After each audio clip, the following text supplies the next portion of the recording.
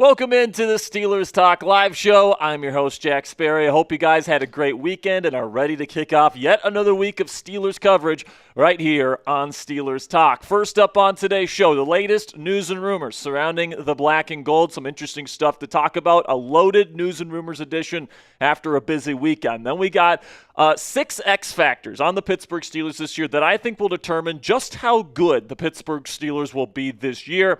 Then we'll get into some potential secret weapons, 10 players that I think both on offense and defense could be secret weapons for the Pittsburgh Steelers this year. And then, of course, we continue with our Summer Madden Series, the Pittsburgh Steelers versus the Los Angeles Chargers in prime time in the City of Angels. So make sure you guys stick around for our latest Madden sim in our simulated season. So far, the Steelers are 5-3. Hopefully, we can get another dub and improve to 6-3 today. So get on the show. And the way that you get on the show, guys, is that you guys send in a donation, all right? You guys can send in any dollar amount, $1, $2, $5, $10 via Super Chat, via Venmo, via PayPal. It doesn't matter. If you guys send in money to the channel today, and if you have a question or whatever the case may be, we're going to put you on screen. We're going to give you love, do all that different stuff. And, of course, we're doing our daily raffle here where we are giving away a Steelers Talk hat. There's a limited supply of these Steelers Talk hats that are currently available for purchase, but right now the asking price to just purchase one is $50. We understand not everybody has $50 to spend on a hat for a YouTube show, so if you guys want to get in on that raffle, it's just $5 to get a raffle ticket to win a Steelers Talk hat at the end of the show. And then also keep in mind, guys, that every single raffle ticket you get for the Steelers Talk hat raffle today is also a raffle ticket for Thursday's Steelers jersey raffle. We give away a Steelers jersey every single month. On Thursday, it is our final live show of the month of June, so we will be giving away a Steelers jersey of the winner's choosing. So if you get in on the raffle today, then you also get in on the raffle on Thursday as well. So if you guys want to get some tickets, $5, you get in on the raffle. $10, you get 3 raffle tickets. $20, you get 10 tickets. Plus, you get your name on the Steelers Talk gong. It's already starting to fill up with names. And then $50 if you don't want to join the raffle to get the hat. You just want to get in on the hat. You just want to get a hat. You know, you can, if you want it autographed, whatever. You guys can send in a $50 donation, and we will send you a Steelers Talk hat. Plus, I get slapped in the face with a tortilla at the end of the show. So every $50 that we get today is a tortilla slap. And if we can get to $250 total on today's show, we will bang the gong to finish up today's show. So greatly appreciate your guys' support. And I'll tell you guys this right now as well. If you guys send in your donations via Venmo or PayPal, I will double your raffle tickets, not only for the hat raffle, but also for the jersey raffle on Thursday. So you can find me on Venmo at Jack-Sperry. Or at Captain Jackrabbit on PayPal. Right now, my Cash App's being a little wonky, so apologies if you need to make a Venmo or PayPal, but you have a Cash App. Currently, mine is kind of out of service, so if you guys want to send in a donation and get double the raffle tickets today for your money, you can send in your donations via Venmo or PayPal. And then if you just don't have money, period, to spend on the show and you want one free raffle ticket, you guys can send in, or you guys can follow me on Twitter at Jack_Sperry. I'm going to make a note here of the last person that followed me on Twitter. And if you guys follow me on Twitter today, you get a free raffle ticket to win a Steelers Talk hat. So that is the free way you guys can get in on the raffle. Super Chat's already flowing in, so let's get it to It's Juju. It says, in your opinion, do you think the Steelers get Ramsay? I think they could potentially get him, but it's definitely not a guarantee. It's a lot of speculation. There was a report this weekend that we're going to talk about here in just a second where apparently the Steelers were not in the mix for Jaire Alexander. So this is going to be an interesting situation here as to whether or not the Steelers feel like they need to add another corner. I think that their number one priority right now is definitely to get T.J. Watt under contract with a contract extension. I think number 2, they want to get another weapon for this offense. And then number 3, I think they would like to add another corner if they can. So I think that Ramsay maybe isn't the first priority at this point, but I do think it's absolutely possible. And I do think the Steelers can afford to make all 3 of those moves. Extend T.J. Watt, get a receiver, and pay Jalen Ramsey. We're going to talk about that in our first segment today. Then my man Robert Locke gets in on the raffle here. $5 says, put random on the wheel as I already won a hat. All right, so Jack put one slot on the wheel here that says random. By the way, our producer today is Mr. Jack Ladere. Coop is pretty busy handling NBA stuff. He covers our Mavs channel, and they're about to draft Cooper Flagg on Wednesday. So he's kind of predisposed this week. But Jack Ladere is here to enjoy some Steelers content with us here. Jack, if you want to come on screen and here in just a second. I don't know if you have your mic attached. Do you have your mic? All right, sounds good. So Jack's going to come on screen here momentarily. Say hi to the Yinzers. There he is. Jack, how we doing? Everybody spam Jack in the chat. Jack, welcome back to Steelers Talk. And I think we haven't talked about Aaron Rodgers since the last time you were on the show. I mean, I was right. You were right. Well, no, you were wrong. Well, we were both kind of right. What do you mean by that? Because you said you thought he was going to wait all the way to training camp, and he signed before minicamp. Well, I said he was going to, make it go as long as possible, and then you brought in your theory of waiting till mandatory minicamp. Yeah. So we kind of worked together to get to that point. We were both right. I guess so, but he's officially a Pittsburgh Steeler. We don't have to put that as our pin poll anymore. Our pin poll today, actually, we're going to talk a little bit about Mike Hilton, Steelers legend. Hasn't been on the team since 2020, but he is still a free agent, and there's a report that links him to the Steelers today that we're going to talk about. Would you be okay with Mike Hilton being signed to the Pittsburgh Steelers if they miss out on Jalen Ramsey? Personally, I would, Jack. I think Hilton is still a good player. I think that he's shown that he can play in this defense and in this role that Mike Tomlin expects out of his slot corner, and we're going to talk about it more in our first segment today. So before we get into that, make sure you guys spam those me's in the live chat room. I want to see who's all here. We got Tristan White. We got Paul DeGroat. We got Kathleen Mary. Kathleen Mary's been spamming throughout the first portion of today's show. Shout out to Kathleen. We got Matt. We got Gary Frank, JT Productions. Of course, my lovely girlfriend Cassie Voth is in the chat. Everyone say hi to Cassie. Hot Rod 24 is here. Noah, the Steelers fan, is here. Tristan White is here. Eric is here. Paranormal in the Funhouse. Robert Locke. We got Art. We got Michael. We've got Kirk Crater. Kirk, can you actually put my email down below, Jack? Kirk, you won an Aaron Rodgers jersey last month. I've been trying to get in contact with you. And also, can you put I believe it's four raffle tickets for Kirk, who wasn't included in last week's raffle, but he spent $20. So he needs to be in on the raffle today. But Kirk, get my email. Send me an email with your shipping address so we can send you your Aaron Rodgers jersey. And then also, if you win a Steelers Talk hat, we will make sure to get one out to you as well. We got Jason in the chat. We got Kennedy. We've got Christian Andujar. There it is, my email. Kirk, send me an email with your shipping address so I can send that your way. I appreciate your support, my friend. And then we're going to get into our first segment on today's show, guys. Over 150 people watching live around the world right now. 33 likes. If we can get that up to 50 likes before we get into our first segment, that would be fantastic.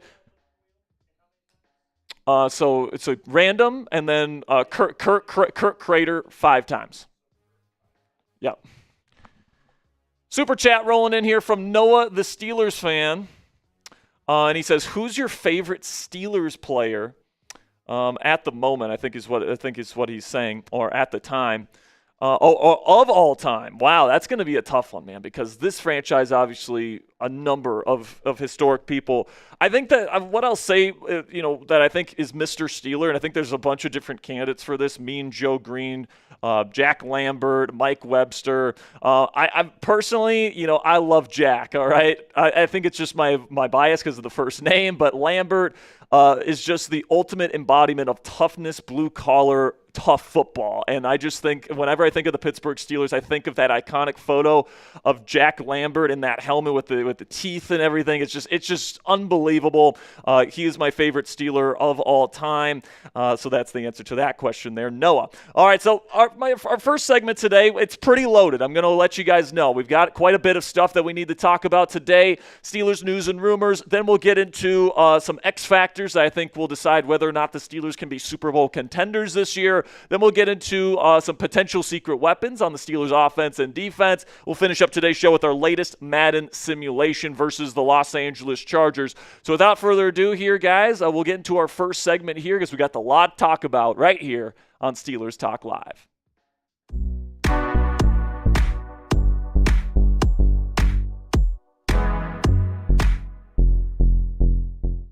Welcome into Steelers Talk. I'm your host, Jack Sperry. Today, we've got quite a bit of stuff to talk about to kick off yet another week of Steelers coverage here on the channel. First up, there was a report over the weekend that the Pittsburgh Steelers were not in the mix for Jaire Alexander. I'll let you guys know the ramifications from that report from ESPN. Then we'll talk about Jalen Ramsey, what the latest is surrounding him and the Steelers' interest in him. And then we'll go over his financial situation so you guys know exactly what to expect if the Steelers end up acquiring the star cornerback. Then I'm going to get into a potential plan B option at cornerback if the Steelers miss out on Jalen Ramsey. And then we'll finish up today's show with a Bleacher Report article that links 4 trade candidates to the Pittsburgh Steelers. So make sure you guys stick around to see who those 4 players are. But before we get into the content today, guys, I really don't think Omar Khan is done this offseason. I think that they are actively looking for upgrades at the wide receiver and cornerback position, and I do think that there's a good chance there's at least one more big move, possibly 2 more big moves, and then, of course, we got the TJ Watt extension that hopefully will eventually come this offseason. So if you guys want breaking news coverage on the black and gold every single day that's informative and insightful, you guys can click that subscribe button for free today and join the Steelers Talk family. So let's start here with a report from Jeremy Fowler from ESPN, who says that the Pittsburgh Steelers, or at least alluded to the idea that the Steelers were not on the list of teams that Jaire Alexander was considering before he ended up signing with the Baltimore Ravens last week. The teams that he mentioned as teams that were in the mix were the Baltimore Ravens, where he ended up signing, the Atlanta Falcons, and then the Miami Dolphins. No mention of the Pittsburgh Steelers, despite some whispers otherwise a couple of weeks ago. Now, what this suggests is that either the Steelers didn't actually pursue Jaire Alexander, they weren't interested in him, or Alexander wasn't interested in the Pittsburgh Steelers. And maybe one of the reasons why Alexander wouldn't be interested in Pittsburgh is because perhaps Pittsburgh asked him to play a slot role in this defense, where we've talked about this on the show, how they would expect Jalen Ramsey to play as a nickel defender while Darius Slay and Joey Porter Jr. play on the outside. My inclination is that's probably what the Steelers would have asked Jaire Alexander to do if he would have came here, and Jaire, who's played pretty much exclusively from the outside, probably wasn't the biggest fan of that idea. But there's no doubt this report from Jeremy Fowler, who is legit, definitely puts Ricky's scoop where he said the Steelers are inquiring about Jaire Alexander and Jalen Ramsey into question, because if the Steelers weren't in the mix for Alexander, is it possible that they're also not in the mix for Jalen Ramsey? Now, I don't think that's necessarily the case. I do think it is possible for Jalen Ramsey to still be traded to the Pittsburgh Steelers, and that's what I firmly believe. I think that Ramsey could be a member of the black and gold this year. But I would say that, this report from Fowler certainly puts some things to question as to whether or not the Steelers are actually actively pursuing Ramsey. The teams that we've heard connected to him in the recent days are West Coast teams, the Chargers, the Rams, etc.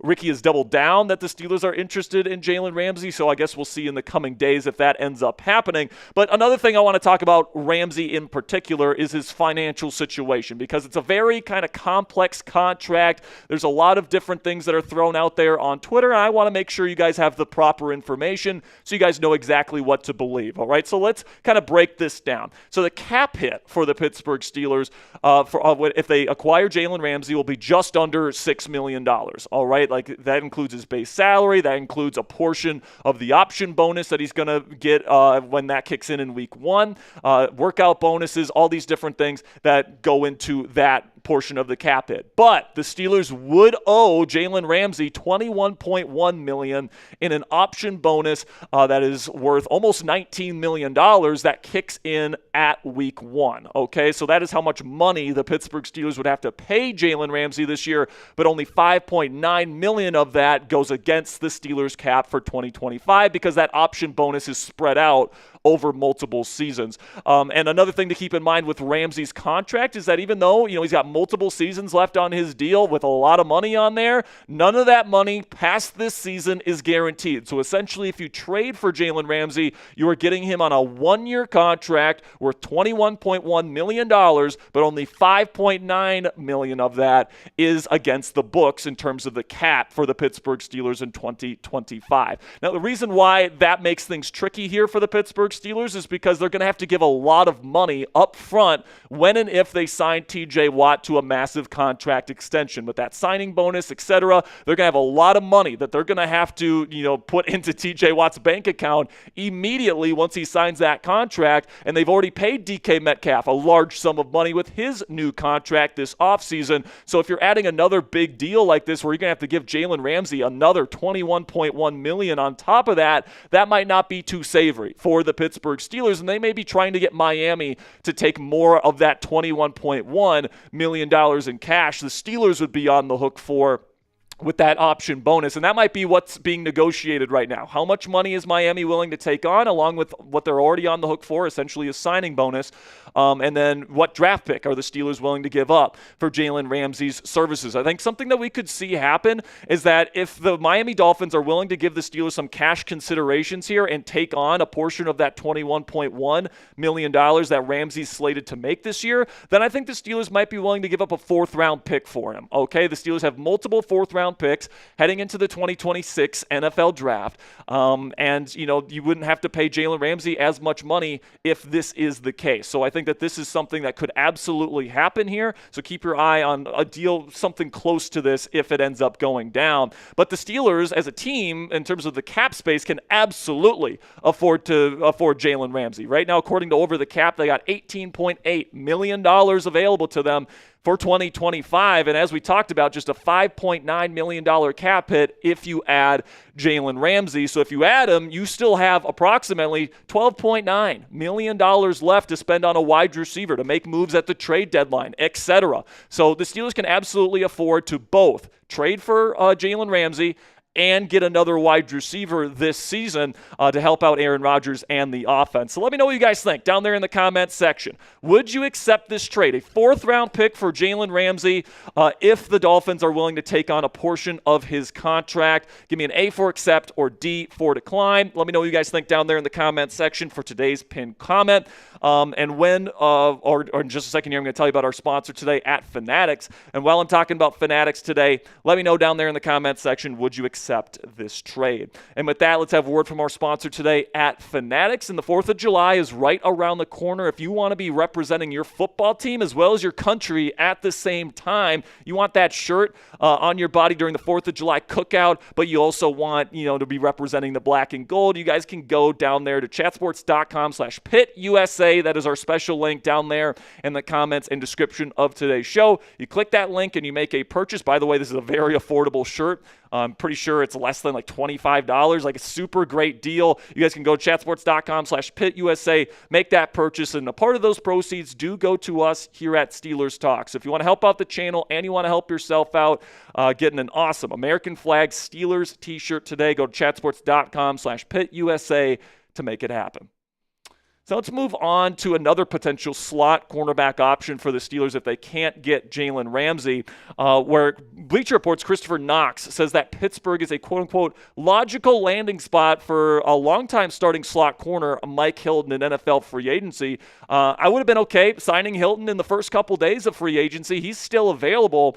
This is what Knox had to say about the potential fit between the former Steeler and the team. Hilton spent his first 4 seasons in Pittsburgh, and the Steelers appear to be all in on the 2025 season after signing quarterback Aaron Rodgers. They should be interested in adding corner depth for the upcoming campaign, and Hilton would be an upgrade over second-year slot corner Beanie Bishop Jr.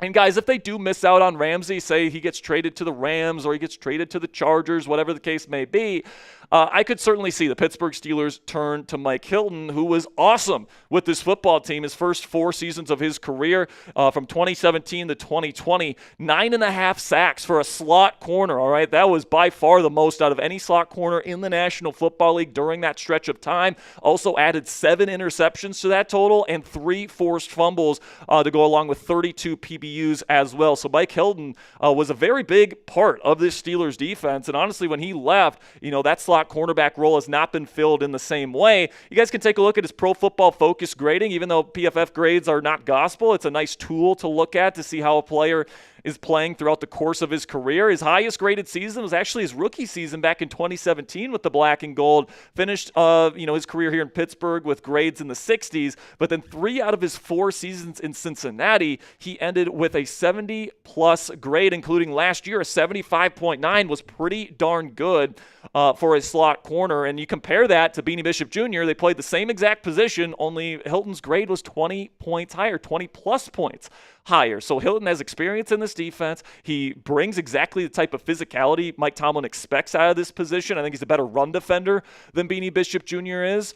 And I think that he would be an excellent addition to this team, even though he is getting older. As you guys can see last year, he still played pretty darn well last year. So if you're pursuing Jalen Ramsey right now and, you can't come to a deal with Miami, I'd 100% be okay adding Mike Hilton here to the Pittsburgh Steelers defense heading into next year. So what say you guys? Let me know down there in the comment section. Would you sign Mike Hilton if Pittsburgh whiffs on Jalen Ramsey? Type S for sign or type P for pass? Let me know what you guys think down there in the comments.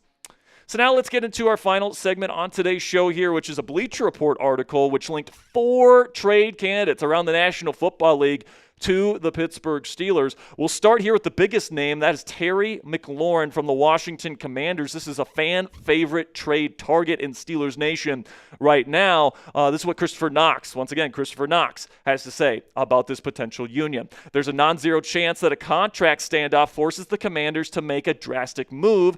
Earlier this month, NFL insider Jordan Schultz reported that McLaurin has become quote-unquote frustrated with the lack of progress, unquote, on a new contract and unexpectedly left voluntary workouts. Should the Commanders start openly listening to offers, the 2-time Pro Bowler will fly up our trade board. Until then, he should still have the attention of receiver-needy teams such as the New England Patriots and the Steelers. The Steelers are betting big on Rodgers this season, but have questionable receiver depth behind early offseason trade acquisition DK Metcalf. Now, guys, personally, just look at Terry McLaurin in the Steelers uniform, man. It's absolutely beautiful. I would love to add this guy to the football team because he's awesome. He's arguably a top 10 receiver in the game. He's putting up over 1,000 yards receiving with guys like Carson Wentz, Sam Howell, Taylor Heineke throwing him the football, and had a fantastic breakout season last year with Jaden Daniels throwing him the ball. And you pair him up with DK Metcalf, that's arguably, top 3, top 5 wide receiver pairing in the National Football League. But I don't think that this potential union is super realistic. And I'm just going to be completely honest with you guys, all right? And it's very similar to the TJ Watt situation. Like the Commanders fans are saying right now, we're going to trade for TJ Watt, and Steelers fans are saying, no way that's going to happen. That is exactly the same situation with Terry McLaurin and the Washington Commanders right now. They don't want to trade him, all right? They don't. You look at their wide receiver room right now, outside of Terry McLaurin, you got Deebo Samuel, who's not a number 1, Noah Brown, who had an injury during mandatory minicamp, and he's not a number 1. They got a bunch of young guys in there that aren't going to be a true number 1, and they're trying to win now, just like the Steelers are. They got a superstar quarterback on a rookie contract, and they want to take advantage of that. And Terry McLaurin is the number 1 receiver in this offense. They know they need him, so I highly doubt they even come to the table. But even if they did, which wide receiver on the Steelers roster would you swap for him? Calvin Austin III, I don't think the Commanders would take him. He's never had over 600 yards in a season. Would they take Roman Wilson, somebody that's only played 5 snaps in an NFL regular season game? Nope, I don't think so. Robert Woods, who's old at this point in his career, no. Like there's no receiver outside of DK Metcalf that they would want in a trade, and there's no way that after paying DK Metcalf what they paid him this offseason that the Steelers would let go of Metcalf in exchange for Terry McLaurin. So that doesn't really make sense to me. And then the third thing here, we talked about how the TJ Watt extension makes things kind of hairy in terms of the Jalen Ramsey situation and having to pay him that much money this year. What if you have to pay DK, which they already did when they traded for him, TJ Watt when they eventually give him that extension, and Terry McLaurin? Because not only do you have to pay Watt, but you also have to pay McLaurin. And by the way, he's probably asking for at least $30 million per season. So that is a lot of money to be spending on just 3 players this offseason. And the Steelers are one of the more cash-poor organizations in the National Football League. I don't know if Art Rooney and the ownership group here in Pittsburgh have, the financial funds to pay all of these guys that much upfront money this offseason. So at the end of the day here, I just don't think it makes sense, Terry McLaurin to the Steelers. Then another one here. This one's just ridiculous. All right, Naji Harris, the guy that they let walk out the door this offseason and replaced with Caleb Johnson in the draft. Christopher Knox thinks there's a chance that the Steelers could be interested in a trade for him. This is what he had to say. Harris is on a 1-year deal and may not be viewed as a long-term piece for LA.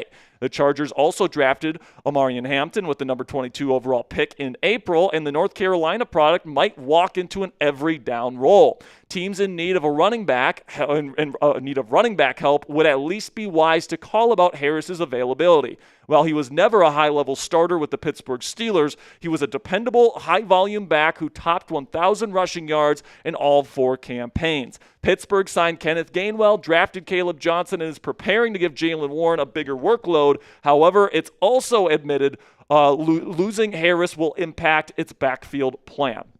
Guys, with respect to Christopher Knox here, guys, I'm sure he's a great guy. This is nuts, all right? There's no way the Pittsburgh Steelers let Naji Harris walk. By the way, they could have had him for, not that much money this year. And now they're going to trade, a draft asset that's very valuable to them next year to get him back in their building when they've already replaced him with Caleb Johnson, who, by the way, is looking fantastic. During the Steelers offseason program this year. There's just no way in hell that the Steelers are interested in this. And by the way, I don't think the Chargers are interested in this. Like, you usually need at least 2 decent running backs in your running back room to have an effective running back room in the National Football League. The Chargers have 2 right now. If they get rid of Naji Harris, they're not going to have that anymore. So there's just no way that I think either team is interested in this kind of deal. I'm sorry, Christopher, you're definitely reaching for straws on this one. Then we get to Romeo Doubs here from the Green Bay Packers, wide receiver, played with Aaron Rodgers his rookie season back in 2022. I think this one's actually a good one. Christopher says this about the potential pairing of Doubs and the Steelers. During the 2024 season, there was some trade chatter surrounding Green Bay Packers wide receiver Romeo Doubs. The 25-year-old was suspended earlier in the season for conduct detrimental to the team, but was on better ground with the organization by the trade deadline. The Steelers would be an obvious landing spot for the Nevada product if he is on the move. They need receiver depth, and Rodgers has experience playing with him. Dobbs' rookie season coincided with the veteran's last campaign as a Packer. You guys know I've been talking about Romeo Doubs on this channel for weeks at this point. I think he'd be an excellent addition to this team. He is big. He can run block. He's a good route runner. He's got big hands. He's got that chemistry with Rodgers. Like, there's a lot to like about Romeo Doubs. And, he's somebody that's been a little bit, let's say fiery about not getting enough touches in the Packers offense, and they added more receivers to the room this year. Like, he's going to get even less touches this year, whereas in Pittsburgh, that wouldn't be an issue. He would be this team's number 2 wide receiver. So I think it's a great match for him. I think it's a great match for the Steelers. I think it's a great match for Aaron Rodgers. I think everybody wins with this trade, so I hope they can maybe make something happen here. But then the final one is another one I don't like, honestly, guys. Kyle Pitts, the tight end out of Atlanta. Once again, Christopher Knox links him to the Pittsburgh Steelers. That's what he had to say. In late May, NFL insider Jordan Schultz reported, quote-unquote, multiple teams have reached out to gauge Pitts' availability, but the Falcons, quote-unquote, prefer to keep the 24-year-old. Quote-unquote prefer doesn't mean quote-unquote will, and there are reasons why a trade could make sense for the Falcons. Pittsburgh would be a logical landing spot for the Florida product. Rodgers needs targets, and Pitts would be a terrific complement to pass-catching tight end Pat Freiermuth. Arthur Smith was also Pitts' head coach for 3 seasons in Atlanta. And by the way, he didn't get a whole lot out of him in Atlanta. So, I don't know if Arthur Smith would be overly jubilant about getting Kyle Pitts either, but I'm not interested in Pitts at all, guys. Like, over the last 3 seasons, he's gotten continuously worse as a football player, in my opinion. He had a really good rookie season. I'll give him credit for that, over 1,000 yards receiving, and he looked very promising. But ever since then, his ball skills have gotten worse. I think his route running has gotten worse, and I also think he's too redundant with Pat Freiermuth. They're pretty much I'm not going to say they're the same exact player. I think Pat's a much better version of Kyle Pitts, but they're both kind of more athletic, receiving type tight ends. Pat is much more of a possession type guy. I would pretty much say Kyle Pitts is that type of guy as well, even though he's got worse hands than Freiermuth does at this point in their respective careers. Something that I really want to show you guys here is a post from Warren Sharp, which kind of shows, where he was ranking in all these top categories among tight ends. He was 41st out of 43 tight ends at getting open. As you guys know, tight ends are not very fast, and they're not very good route runners. He was 41st out of 43 tight ends in terms of getting open. Not very good at all. He had 1.34 yards per route run, which ranked 55th among tight ends, 75th among tight ends in run blocking. And he was outsnapped by Charlie Warner over the final 7 games of the season, which is just, do you even know who Charlie Warner is? I don't think you do, because he's not very good. So Kyle Pitts did not have a very good season in 2024. I don't think he's going to get a whole lot better heading into 2025, even in Arthur Smith's offense. So I'm definitely hard passing on Kyle Pitts, especially for the reported price tag of a day 2 pick that the Atlanta Falcons want him for. So who's your guy? Let me know down there in the comments section who should be Pittsburgh's number 1 realistic trade target before the season. Should it be Jalen Ramsey? Should it be Romeo Doubs? Should it be somebody else? Let me know what you guys think down there in the comment section. Now, before I go here, I do have some final items that I want to discuss. I told you it was a loaded show today. But first off, when it comes to the stadium stuff, Josh Shapiro, of course, the governor of Pennsylvania, says that funding for new stadiums in the state of Pennsylvania are going to be off the table moving forward. I actually agree with this philosophy from the governor here. I think that these NFL franchises are more than lucrative enough to pay for their own stadiums, and I think the NFL definitely takes advantage of taxpayer funding to get their stadiums built. But I'll just leave it at that. But I don't think that that's going to affect the Pittsburgh Steelers too much. They love their home of Acrisure Stadium, formerly Heinz Field. I think that they're going to be more than fine, renovating it, throughout the years and keeping it up to date and all that stuff. But I don't think they, the Roonies have any plans for a new stadium anytime soon. And maybe when that day does come, there's going to be a new governor that opens up negotiations for taxpayer funding to pay for that. But I don't think this is going to affect the Pittsburgh Steelers too much. And then, we'll end today's show on a little bit of a somber note here. Steelers offensive coordinator's father, the FedEx founder, Fred Smith, has passed away. Our thoughts and our prayers go out to Art and his family. Obviously, Fred was a pioneer in the shipping industry. And, Arthur could have done that. He could have been the heir apparent to that empire. He decided to come, coach football and, make this, his vocation in life, and he's very happy with that, but I'm sure he and his dad were very close. So our thoughts and our prayers go out to the Smith family. But that'll conclude today's edition of Steelers Talk by Chat Sports. Make sure you click that subscribe button if you haven't already for daily updates on the Pittsburgh Steelers every single day of the year. First segment in the books, Mr. Jack, coming up next. My X Factors, my 6 X Factors that will determine how good the Pittsburgh Steelers will be in 2025. We also have potential secret weapons coming up later. And then we'll finish up today's show with our Week 10 Madden Sim versus the Los Angeles Chargers. Just a little bit of a reminder for all the people that have come into the show. We are taking donations, and we are doing multiple raffles, not only today, but this week. If you want to donate to the channel, we greatly appreciate it. It's certainly not a requirement. All we care about is that you love the Steelers and you want to talk ball with us today. But we are doing a couple raffles today. Number one, we are giving away a Steelers Talk hat to one lucky fan. That is, if we can get up to $50 in donations today. Right now we are sitting at $14, so we're still a little ways away from locking in that hat raffle, but we will be doing a Steelers jersey raffle on Thursday as well. If you buy raffle tickets today for those raffles, you get tickets for both. So it's not just you're getting a ticket for today, no ticket Thursday. Any raffle ticket you get today is viable for next week's or for Thursday's raffle as well. $5 gets you into both raffles. $10 gets you 3 raffle tickets in each raffle. $20 gets you 10 tickets plus your name on the Steelers Talk gong. And if you guys just want to buy a Steelers Talk hat from me straight up. $50 is the price tag. I didn't set the prices, guys. My bosses set those prices. But if you guys want to buy a hat, $50 is the price tag. Plus, I get slapped in the face with a tortilla if you guys want to see me get slapped. So $250 total today. We will hit the gong. But I appreciate your guys' support, and I will double your raffle tickets, not only for today, but also Thursday. If you send in a donation via Venmo or PayPal, you can find me at Jack-Sperry on Venmo or at Captain Jack Rabbit on PayPal. Really do appreciate your guys' support. And if you guys want a free ticket for that raffle, you guys can just follow me on Twitter at Jack_Sperry. My latest follower was Steel City Six-Timer. Steel City Six-Timer. Jack put him into the raffle. Appreciate you. And then we got a couple super chats to get to here before we get into our next segment. CWK with a $5 super chat. Says, it's been so long. I am finally able to catch one of your live shows. I've been looking forward to the Madden series. CWK, thank you so much for tuning in. Today should be a good one. Steelers versus Chargers.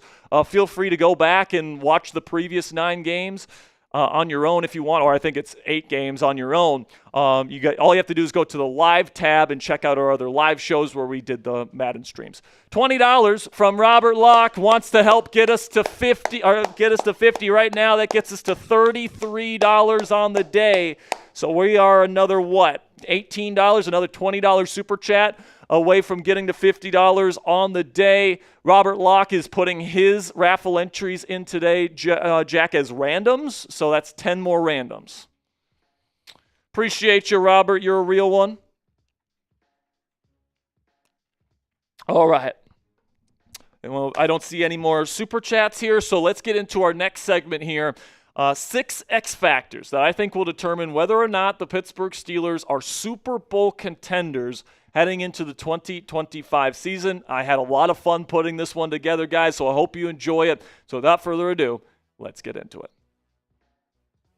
Today on Steelers Talk, I am breaking down the 6 X factors that I believe will decide how good the Pittsburgh Steelers are going to be this year. Are they going to be heavily, limited like they have been in recent seasons where they're a good team, but they're not necessarily able to get past the first round of the playoffs? Or are they finally going to be able to make that jump, that leap into Super Bowl contention with Aaron Rodgers leading the way? I will answer those questions throughout today's show. But before we get into the content here, make sure you click that thumbs up icon if you believe in this team. If you believe in the black and gold and you believe that this team's going to be able to take that next step this year, click that thumbs up icon if you believe in the Pittsburgh Steelers. Okay, so now let's get into the first X factor here, which surrounds the wide receiver position. The first 4 are going to be offense. Last 2 X factors will be defense. All right, so we'll start with the wide receiver room because you got DK Metcalf, pay him a large contract. There's no doubt about it. He is your legit number 1 superstar wide receiver. All right, but, very similar situation last year as it is to this year where you got your number 1 guy,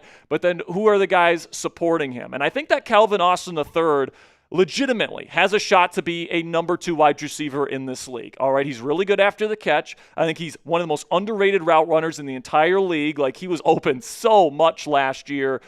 He's got better hands than people give him credit for. Not the biggest, catch radius, but he can make some tough catches. He showed that down the stretch last year, and he's obviously got game-breaking speed where he can, take the top off of defense as well. He can do a lot for you, and he reminds me a lot of Brandon Cooks earlier on in his career, and he reminds me a lot of Darnell Mooney, who had a very productive season last year with the Atlanta Falcons.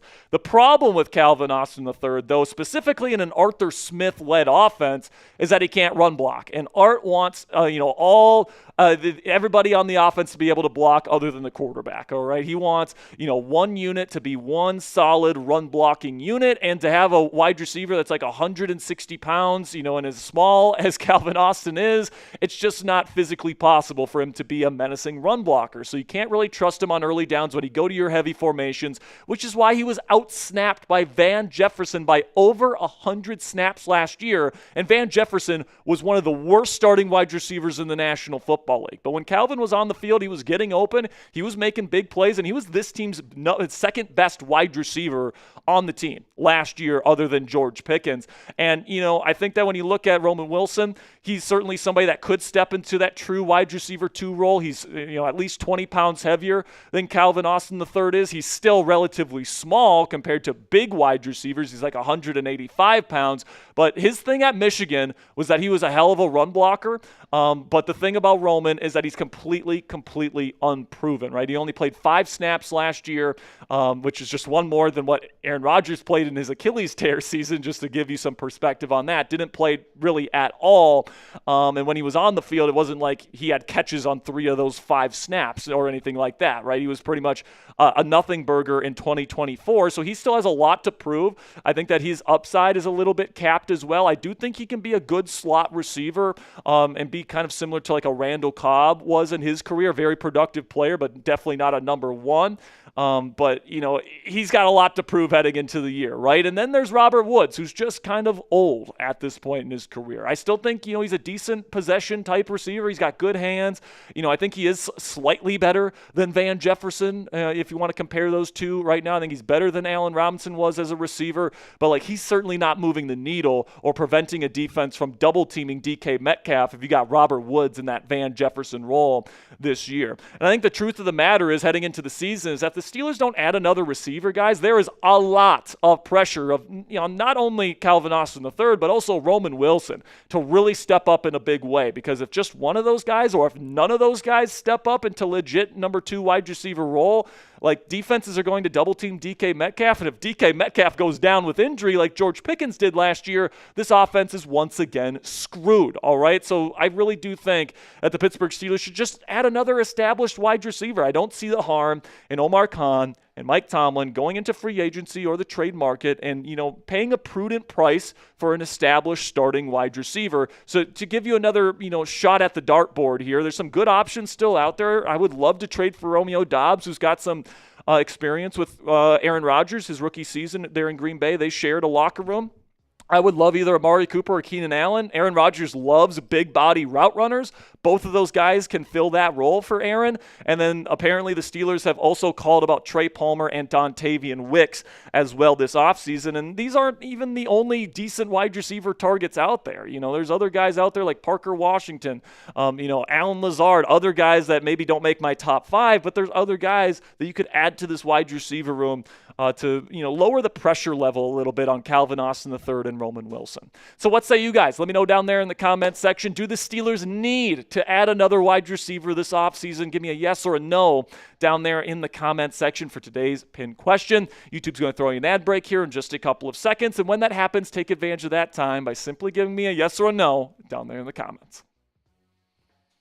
The second X factor for the Pittsburgh Steelers this year is how much is left in the tank for Mr. Aaron Rodgers, all right? And, you know, I do think that the Steelers are not asking the world of Rodgers, just like they weren't asking the world of Russ. And just like last year, guys, if the Steelers don't put the right, you know, roster and the right things and the right support around Rodgers, just like Russ, this team is going to fail, all right? But I still think Rodgers is a good starting quarterback, all right? I think that he still has his arm strength, still has his arm talent, that quick release, that wrist flick that he is known for.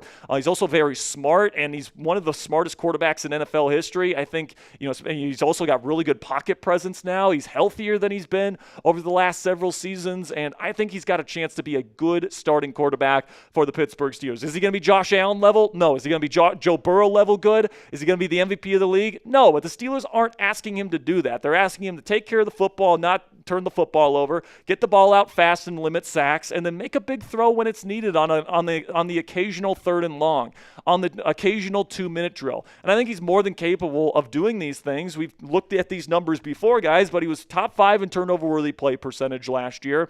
He was 6th in average time to throw, so that shows that mental processing. He also had a lower sack percentage than both Russell Wilson and Justin Fields last year by quite a significant margin, I might add. And his big-time throw percentage was still pretty decent despite that, you know, dumpster fire of a situation that he had to deal with in New York. And oh yeah, he dealt with multiple injuries last year that he played through as well. And, you know, I think what the Steelers are expecting is, you know, mid-level starting quarterback stuff, you know, game manager type stuff, and anything more that they get from Rodgers, like if he sneaks back into the top 10 level of play this year where he looks more like the 2021 version of Rodgers, than the 2022 or 2024 versions of Rodgers. That's just extra, man. Like, that is just going to, raise the level that this team can go. But this team is certainly not designed to be run through the quarterback. I think it's designed more to run through the defense and the run game, with the quarterback managing the football game so that he doesn't lose them the game from the quarterback position. And another thing that I'll point out about Rodgers, guys, is that he hasn't been healthy since 2021. All right, he played through a broken thumb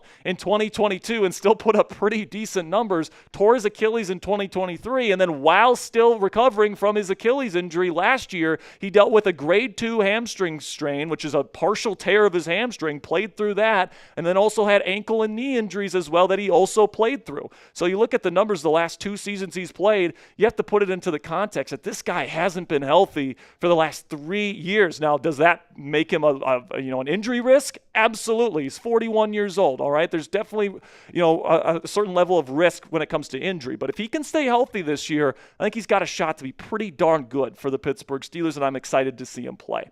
And then I think that actually the most important player that needs to have a good season this year for the Pittsburgh Steelers is actually the running back, Caleb Johnson. Now, it's a lot of pressure to put on a rookie, but Arthur Smith's vision and Mike Tomlin's vision for the Steelers offense this year is to have an offense that is run through the run game. They tried doing it last year with Naji Harris and Jalen Warren. They were top 5 in rushing percentage, but they were like 28th in success rate. The EPA per play wasn't high at all either, and it just wasn't working last year. But you take a look at Caleb Johnson and what he's going to be bringing to the table for the Pittsburgh Steelers this year. And I think he can absolutely, deliver on Art's vision for this offense, where it's an offense where the run game can enforce its will on an opposing defense. And the best offenses in the league do this nowadays, guys. The Detroit Lions, the Philadelphia Eagles, the San Francisco 49ers when they're going good, right? All these teams have great run games led by great running backs,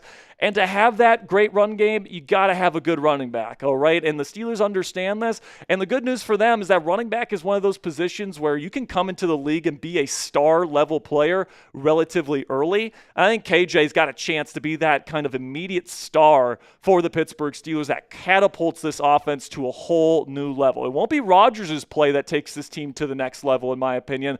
I think it will be Caleb Johnson, and he is a huge X factor for this Steelers team, because if he comes out and he is a star-level player, and I think he's got the chance to do that because he's a perfect scheme fit for this outside zone scheme that Arthur Smith likes to run. If he turns into like that first-year breakout star player that we've seen some running backs become, like, this offense has a chance to be one of the better run games in the National Football League. And that's not even mentioning Jalen Warren, who is absolutely awesome, as you guys know. Like, Warren, breaks a ton of tackles. His efficiency is off the charts. His contact balance is great. He's a fantastic pass protector. He's a good receiver out of the backfield. I think eventually they're going to get to a rotation here where Caleb's doing the early work. Jalen's got, the more pass-heavy downs and situations. I think that's a perfect running back room for the Pittsburgh Steelers. And if this next thing can deliver, I think that this is going to be one of the better run games in the league. But the offensive line is really, really important, guys. There's no doubt about it. And I honestly think this is the most important thing that the Steelers need to get right this year if they want a chance to win a Super Bowl.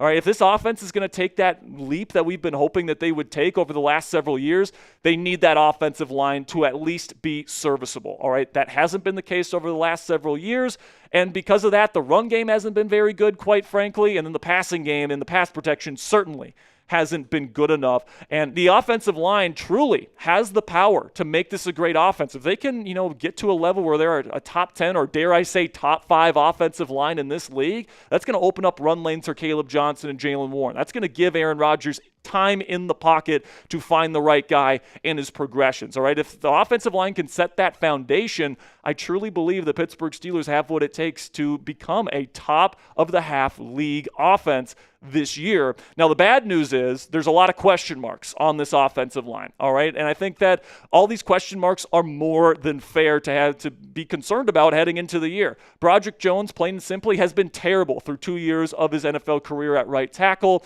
Does he really play better at left tackle? If he doesn't, and if he continues to stink, that's going to be a big hole in the Steelers offense right there. Then Mason McCormick didn't really play fantastic last year in his rookie season.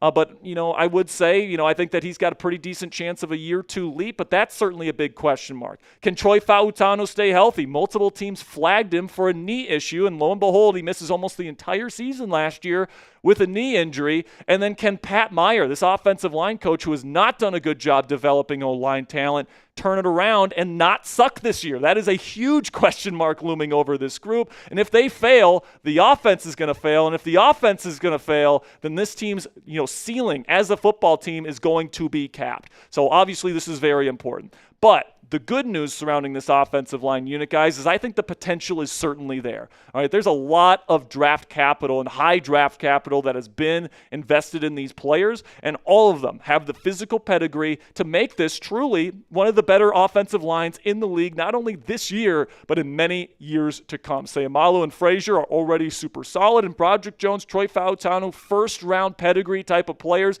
Mason McCormick, I think, has an excellent physical profile. I am very excited to see what this offensive line is going to do. And honestly, depending on how good this offensive line is, I think it's going to determine just how good this Steelers offense is in 2025. So coming up here on Steelers Talk, we talked about the offense and what they need to do. I'm going to go over the 2 X factors on defense that I think could be the difference between the Steelers being a good defense and an elite one. But before we get into those defensive X factors here, click that thumbs up icon if you haven't already. If you're having a good time, if you love in-depth, extensive Steelers coverage like this every single day, and you want to show your support, show your gratitude for the free content we give to you guys can click that thumbs up icon. It's a free and easy way to help us out. It tells the YouTube algorithm to push this video out to more Steelers fans like yourselves. So if you want to help us out, help the channel grow, click that thumbs up icon right now. Move on to the defensive side of the ball here, where the first one I'll mention here is the secondary needs to get better, and they need to prove themselves. Because last year, the secondary was part of the reason why this defense completely crumbled, all right? The communication between guys like Dante Jackson, Cam Sutton, and the rest of the unit was just not good enough, and Joey Porter Jr. had some really bad performances down the stretch as well, where he had a lot of penalties, all right? So, you do bring in a new DB coach this year, Jaire Alexander. He's not new to the organization. He's been here before, but he's coming back, and he's somebody that I think is absolutely fantastic. He has been preaching communication. Steelers offensive players at OTAs have been talking about how much this secondary is communicating, and I absolutely love that. So I think the communication issues will be fixed for this defense this year because they have to be fixed. And then we'll get into Darius Slay here, who just won a Super Bowl with the Philadelphia Eagles, had a great season last year for the Birds. And, I think he's absolutely an upgrade over Dante Jackson. And I think that that's a question that we're going to have to see. Is Darius Slay a Joe Hayden type of signing, or is this a Patrick Peterson type of signing? We're going to find out the answer to that question, I think, relatively early in the NFL season this year. But I certainly have, good feelings surrounding Darius Slay at this point. And then another question is, can they find a legit answer at the slot cornerback position, whether that's Beanie Bishop Jr., whether that's Dante Kent, who they drafted in the 7th round this year, who the Steelers really like? Do they bring in somebody outside of the organization like Jalen Ramsey or Mike Hilton? Those are certainly possibilities at this point. So I think that's probably still the biggest question mark surrounding the secondary. But I think with Jaire Alexander coming back into this group, another year of development from Joey Porter Jr., an upgrade at number 2 corner, and Darius Slay, I think the secondary will be better than it was last year. And then the final X factor, and just like the offensive line, I think this is the one that the Steelers defense really needs to get right, and you got to keep TJ Watt healthy. All right, because plain and simply, when he's on the field and he is making the impact that he makes for your defense on a week in, week out basis, I mean, this is one of, if not the best defense in the league when he is playing healthy. I mean, just you look at the general career numbers when he's playing versus when he's not playing. The Steelers win less than 10% of the games he doesn't play, whereas they win 2/3 of the games that he does play. I mean, that's just absolutely ridiculous right there. And not only does the defense give up a touchdown less per game with Watt on the field, but the offense also scores around a touchdown less per game with Watt off the field. So, I mean, absolutely, his impact is far-reaching. It's a 14-point swing, and then you take a look at the impact in just 2024 after he had that ankle injury versus the Philadelphia Eagles. Steelers didn't win a game the rest of the season. The points per game number went down dramatically. They gave up 10 more points a game when he was injured versus when he was healthy. And the sacks and turnover numbers went down dramatically as well. So TJ Watt, if he is healthy, this defense is arguably the best in football. When he's not healthy, it's something else, all right? That's just the way that it's kind of structured, and TJ needs to be on the field. And my worry is TJ's had some sort of injury that has really hampered the Steelers season in each of the last 3 years, all right? He got injured early on in the 2023 campaign. He got injured very late in the 2022 campaign. In 2023, he got injured late, didn't play in the playoff game. And then last year, once again, late in the season versus the Eagles, tweaks that ankle, and it usually happens at the worst times, man. So if he can stay healthy, I think that this defense is going to be able to maintain a level of elite football that we haven't seen in quite a while.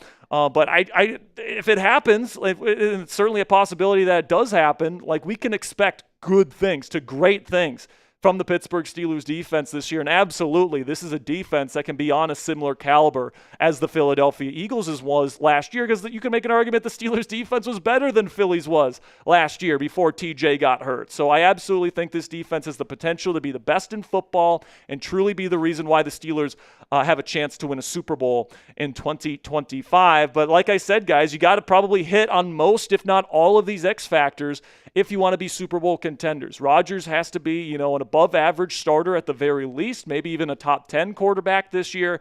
The run game has to, get better in a major way this year. The offensive line needs to play really, really well and take a big step. And then TJ Watt's got to stay healthy. If you can do those things, this team's going to be dangerous.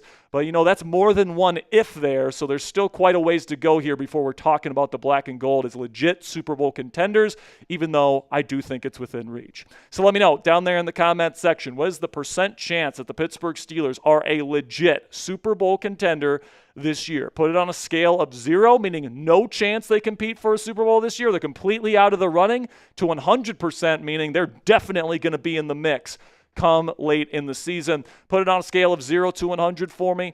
I think that there's a pretty decent chance, maybe 60 to 70% chance they could get there. But let me know what you guys think down there in the comments section. That'll be it for today's edition of Steelers Talk by Chat Sports. Make sure you click that subscribe button if you haven't already for more in-depth Steelers coverage like this every single day right here on YouTube. Second segment in the books here. Coming up next, some potential secret weapons for the Pittsburgh Steelers. I got 10 players that I think could have kind of secret weapon type of roles with the Steelers this year. I think I got 6 offensive players coming up, Jack, and 4 defensive players coming up. And then, of course, make sure you stick around our Madden Sim for Week 10 of our Summer Madden Series. We'll be against the Los Angeles Chargers coming up after this next segment. But just a quick reminder here, we are giving away a Steelers Talk hat today, and we're giving away a Steelers jersey on Thursday. If you want to enter both of those raffles, $5 to get a raffle ticket, $3 or $10 to get 3 raffle tickets, I should say. $20 gets you 10 tickets plus your name on the gong. $50, just buy a hat straight up, plus I get slapped in the face with a tortilla. And $250 total will hit the gong. $20 super chat from my man CWK coming in with another 20. Everybody spam those CWKs. It says this is for the minimum, so you can give away the Steelers chat hat. Thank you for everything you do for all of us. Got you, CWK. Appreciate you. So you got quite a bit of a haul of raffle tickets there. I think you got 13. Did he send in a 10 or a 5 earlier? A 5. So he's got 11 tickets in that hat raffle. Appreciate you, CWK. Also, if you want to double your raffle tickets, you can do it via Venmo and Cash App. You can find me at Jack, or PayPal, I should say, at Jack-Sperry on Venmo, at Captain Jack Rabbit on PayPal. So if you want to get in on the raffle, feel free to send the 5, 10s, and 20s to the Venmo and PayPal. Also 50s if you want to buy a Steelers Talk hat. All right, let's get into it right now. Our final segment of the day. All right, we're 2 likes away from 100 here. Jack says he's not going to start the next video until we get to 100 likes. So make sure you click that thumbs up icon if you haven't already. I mean, we got over 300 people watching live right now, guys. I'm pretty sure we can get to 100 likes, and producer Jack is holding us hostage here. He's saying we can't go to the next one. Oh, there we go. We got to 102 likes. Appreciate your guys' support. Keep clicking that thumbs up icon. Just got another Venmo here that we'll get to at the end of this next segment. But in the meantime, 10 secret weapons for your Pittsburgh Steelers. Today on Steelers Talk, I'm talking about 10 players on the Steelers roster that I think have the potential to be secret weapons for the Pittsburgh Steelers on both sides of the ball, offense and defense. I think we got 6 offensive players today, 4 defensive players. It's going to be a fun one here, guys. But before we get into the names, let me know who your guy is down there in the comments section. Which Steelers player this year will have the biggest breakout season this season? Let me know what you guys think. Down there in the comments section, is it Caleb Johnson? Is it Roman Wilson? Is it somebody else? Let me know what you guys think down there in the comments section. So we'll start here with KJ, Caleb Johnson. If you've been watching, my draft coverage all the way up until when the Steelers took KJ, you guys know how much I love this guy, man, especially for the Steelers, okay, because he's big. He's very fast. He's got great vision. He is a perfect fit for Arthur Smith's outside zone scheme that he runs here in Pittsburgh. Nobody runs more outside zone than Arthur Smith when he has a good outside zone rusher, and that's what Caleb Johnson is. And I feel like the NFL world has no idea who Caleb Johnson is, and nobody is expecting him to have the season that I think he's about to have. I think people are looking at Jalen Warren as this team's number 1 running back, and I think he'll start the season as the number 1 running back. And you guys know my feelings on Jalen Warren. I love J-Dub, all right? I think he's awesome. But Caleb Johnson is the perfect fit for this offense, and him matched with J-Dub with a very promising young offensive line, I think could be a recipe to make this one of the better and up-and-coming run games in the National Football League if, you can answer all these questions affirmatively. Then we get to Darnell Washington, Mount Washington, as I like to call him. Mammoth human being, man. Huge person. All right, and at his size, he should not be able to move the way that he does. And according to reports on the ground there in Pittsburgh, he is looking as good as he has ever looked in an NFL uniform. He's down 15 pounds. I know it's classic line this time of the year, but best shape of his life. He's moving great. He's running routes. He understands how to beat zone coverage and find those zone windows. He made some very impressive catches during the Steelers OTAs this year. So he looks as good as he's ever looked. And then there's also a little bit here of a great fit with Aaron Rodgers, because Rodgers had Mercedes Lewis for years there in Green Bay, who was also kind of like a mammoth, huge person style of tight end. And I think Darnell Washington has a chance to, maybe not put up massive numbers. He's not that good of a route runner. He's not that good of a receiver. But, on the occasional play where the defense completely forgets about him, absolutely. Could he moss somebody from time to time? Absolutely. I think that Mount Washington's going to have the best year of his career this year, and he's definitely a breakout candidate and definitely a secret weapon to keep your eye out for. Another guy to keep your eye on is Connor Hayward. Now, I'll be the first one to admit, all right, I thought Connor was going to have a really good season last year, and he just didn't. He didn't have a very good season as a blocker. He would miss assignments. He would drop passes. He wouldn't get open when he was going out on routes. It was a tough season for Connor Hayward. And, if Donald Parham didn't tear his Achilles, there might be a chance that Connor might not have made the team. But right now, it seems like if the Steelers don't add another tight end, especially, he will make the team as this team's 3rd tight end and potentially fullback. And, I think that he's had a really nice offseason, all right? He has shown an ability here throughout his career, not last year, but in 2023 and before that, to kind of be a little bit of a secret weapon type of player, somebody that not a lot of people are expecting to get open and make a big play, but he has made a lot of big plays throughout his career, and I'm hoping he has that bounce-back season this year. Another guy that's kind of flying underneath the radar right now, in my opinion, is Calvin Austin III. I just think people trash on Calvin way too often, man. I think that he was hidden in this offense last year, quite frankly. He was very rarely the primary read in a progression that was mostly either George Pickens or Pat Freiermuth. And the thing about the Steelers was they didn't have a quarterback last year that was very good about getting to his 2nd and 3rd reads. So even though Calvin would completely toast his guy in man coverage a lot of times, and he would get open versus zone coverage, and he was wide open, Russell Wilson and Justin Fields wouldn't pull the trigger, and there's at least 2, 3, 4, sometimes 4, 5 times a game where Calvin is wide open and Russell Wilson and Justin Fields just don't see him because they're not getting to their 2nd and 3rd progression. I don't think you're going to have that issue with Aaron Rodgers. He's one of the greatest mental processors in the history of the sport. he still plays that way. And, if DK Metcalf is covered up in the first read, I have every confidence in Aaron Rodgers to, snap that head to that second read where Calvin's breaking wide open on whatever route that he's running, and he's going to throw a dot right to Calvin Austin III, and it's going to be a massive play. So, even though Calvin wasn't the most productive player last year because he just wasn't getting the football, he was super efficient when he was being thrown the football, and I think he's going to be thrown the ball a lot more this year by Aaron Rodgers compared to Russell Wilson and Justin Fields. So I think that he is somebody that's about to really have a true breakout season. Another guy that could be fantastic for the Steelers, might be even their true number 2 receiver this year, is Roman Wilson. The reason why I say true number 2 receiver over Calvin Austin III is because he's a better run blocker than Calvin is. But my pro comp for Roman coming out was Randall Cobb, who was one of Aaron Rodgers' all-time favorite teammates. They had an awesome connection. And, kind of like Cobb, Roman is not the most physically imposing player, but he's got very quick feet. He's got fantastic acceleration, super reliable hands, and he blocks his ass off in the run game as well. And that's going to be something that Arthur Smith, takes notice of, and a lot of people kind of peg Roman Wilson as like only slot kind of guy. But when the Steelers are going to their heavy formations and they only have 2 receivers on the field, I think Roman could be that number 2 wide receiver on the field because A, he blocks his butt off and he's really good at it. And then number 2, he played a little bit of outside wide receiver his final season at Michigan. Had almost 200 snaps from the outside that last year at Michigan. He played more in the slot, but when you're going to a heavier formation, you only have 2 receivers on the field. I think Roman, and especially if he's playing well enough, has a chance to become this legit number 2 receiver in the Steelers offense this year. Then we'll finish up the offensive secret weapons here with Will Howard, and I think that he might have a specific role on the Steelers offense this year because, Aaron Rodgers, he's an older guy. I can't imagine he wants to do too many tush pushes, whereas Will Howard is a big guy. He's strong, very athletic. I could see Howard being the tush push guy where you are down 4th and 1.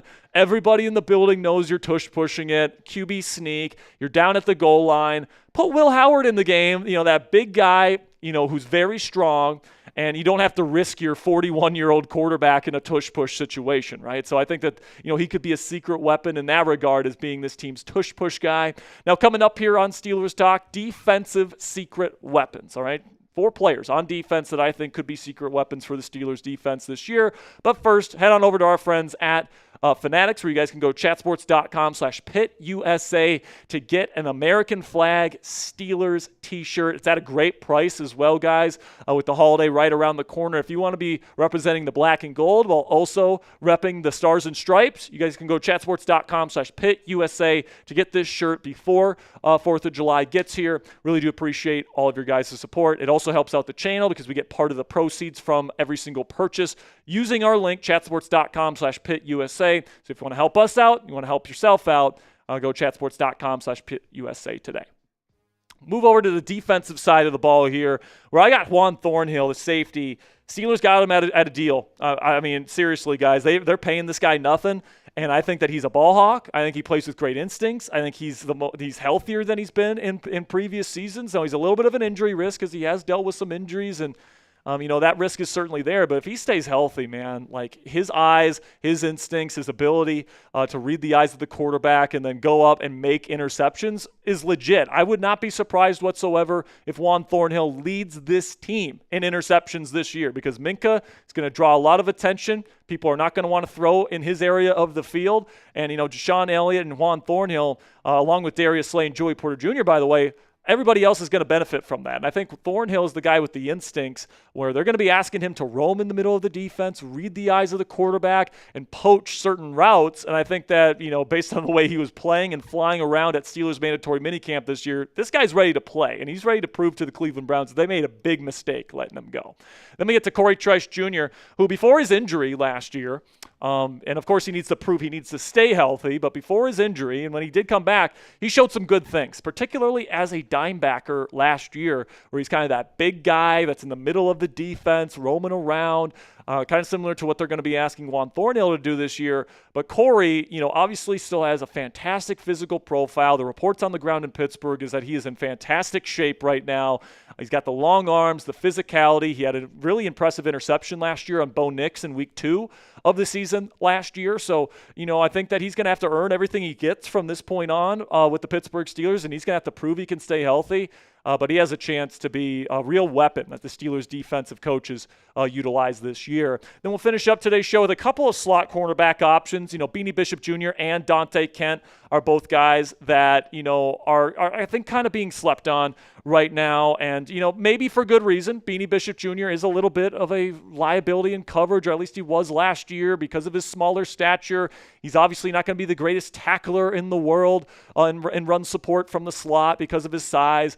Dante Kent, I think, brings a better physical profile. He's also really fast and twitchy, super physical. Like, Dante Kent kind of fits exactly what the Steelers are looking for in terms of the mold of what they want at a slot corner. But to Beanie's credit, he's had a really good offseason program, and he's got a nose for the football. He had multiple big-time interceptions for this football team last year.